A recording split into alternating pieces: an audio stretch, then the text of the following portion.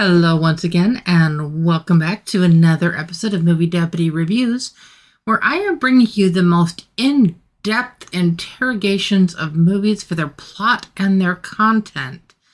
Now, why do I make it a point of saying it quite like that? Well, now, first of all, that's my tagline. Second of all, the movie that we're going to be talking about today is one that you'll definitely be able to tell that I'm not like most movie critics, because the fact of the matter, I look at the plot and the content more so than the actors and the videography and how well this is done, how well that's done, best actor, and blah, blah, blah. I know that's important to some people, and if you are one of those people, fine, that's great, but that's not what I'm here for. I am here to really look deep into the plot and content of a movie and bring you the base review just based off of that. So I don't worry about a lot of the Hollywood gobbledygook. I don't focus on a lot of that stuff. And by doing so, I'm really good at upsetting Hollywood, as you can imagine. So, but I'm not doing this for them. I am doing this for you, and of course for myself. But I'm hoping that I can save people from nightmarish movies, and I'm hoping that I can help redirect people to ones that are just inspire people. Today, unfortunately, I'm trying to think how to word this. I am going to be bringing to you a movie that is certainly going to be on my 10 worst list for the year. Now, when I tell you the title of this movie, I'm going to make you wait actually a little bit for the score. But when I tell you the title of this movie, it actually may surprise you, because if you pay any attention at all to social media or to the national media, this movie has been getting quote-unquote rave reviews because of its all-star cast. I mean, it has an incredible cast, and it's actually told well. The story itself is actually told well. Forgive if you guys hear the little music thing in the background. It's my clock in the other room. But so it's told well, and it's cast really well. But again, I don't look at movies just based off of that. I have to look at the plot and the content of this movie. And to say that this movie is progressive, to say that this movie is aimed at you in a way where it is intent on shoving an idea down your throat without you even realizing it.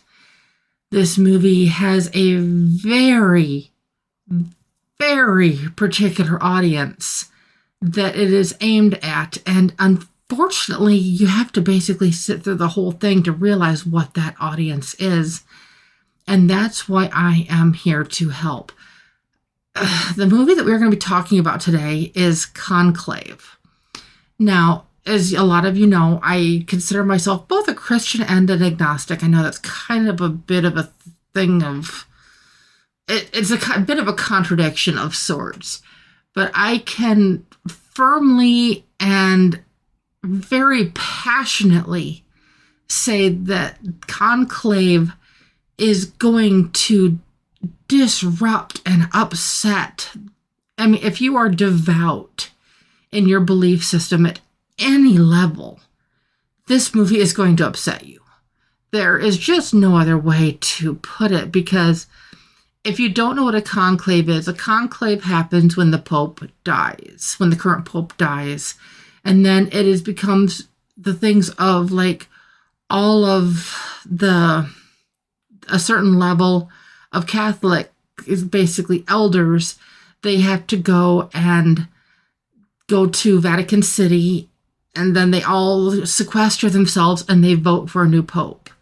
And they keep voting over and over and over again over a series of days, making the arguments for who they want to vote for, who they don't want to vote for, until it's a 2/3 majority, and that's how a new pope is chosen. And then at that time, the Pope chooses the name that they wish to go by, etc. And then there's a new Pope. And every time the vote is done and they don't come to a consensus or don't come to a 2/3 majority vote, they put the white smoke up. And then when a Pope is finally chosen, I believe it's the red smoke that goes up Forgive me if I am backwards on that. It didn't actually show that part in the movie. It just showed the smoke when the Pope was not being chosen. So, but overall, this movie doesn't sound so bad, right? And just in general, just because it's the story. And like I said, it really is an all-star cast. And so that is going to bring in a lot of people just based on who is in this. Now, like I said, I don't focus on that, but I can see how people could get caught up in this. But one of the big things in this movie is it shows a very deep level of corruption within this group of individuals that are eligible to become the Pope. And one person does not want it. And there are other people that want it more than they realize. And then as they start to expose these corruptions within themselves, they have to like step down as the possibilities, because the Pope has to represent everybody. And so they can't have things that lean one way or the other. And there's an argument that's made is throughout this movie, and there's even the quote, if I can't win, who do I convince my supporters to vote for? Well, how does that sound familiar? I mean, think back to a debate not that long ago. This movie, the timing of the release of this movie was so deliberate, being this close to the presidential election, and being that this movie there are very strong leanings politically in both directions, jabs taken directly at the candidates. I mean, of course, they're not mentioning names because this is all just taking place with this movie.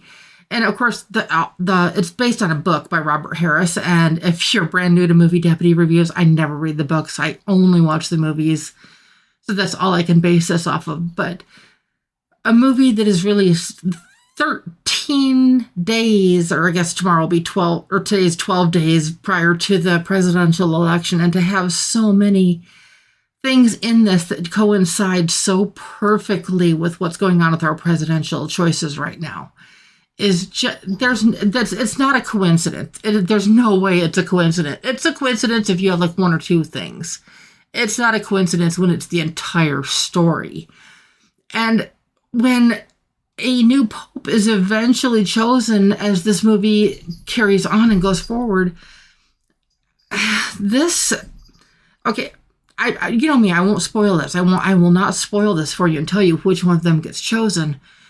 I will say that when the credits started rolling on this movie, a couple of the people that were leaving the theater, because I saw this in the theater just like everybody else, there was one lady and her husband, she walked right by me and she goes, I'm going to be sick. And I just followed her just over to the hallway where I could still kind of make sure there's no bonus scenes or anything, which there's not. But I wanted to talk to her a little bit, and she said that she has been a devout Catholic her entire life, and this was so blasphemous. She did not know how to even process the information that had just happened, because she was literally so sick, and that a bunch of, there was probably 5 or 6 other people, also a small bunch, so it's not a large bunch of people, but there were a bunch of other people, like I said, 5 or 6 people, that kind of joined into this conversation. There was only one person out of this group that was like, oh, but this is progressive. This is what our world is becoming. This is what the world is coming to. It just needs to be accepted. No. just no. Like I said, it's such an all-star cast. It's done well, so I can't criticize. I mean, the acting is superb. How it's like you are pulled into the story as the story is being told, as much as it is upsetting to watch. It's like you can't stop watching it. At the same time, I look at movies for their plot and their content. And as you heard me say early on in this review, that this movie is going to be on my worst movies of the year. And why is that? It's because I'm only giving Conclave a 2.5 out of 10 on the deputy scale.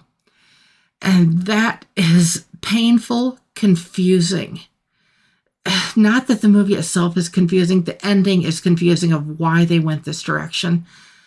the story itself, just because it's just in your face over and over and over again.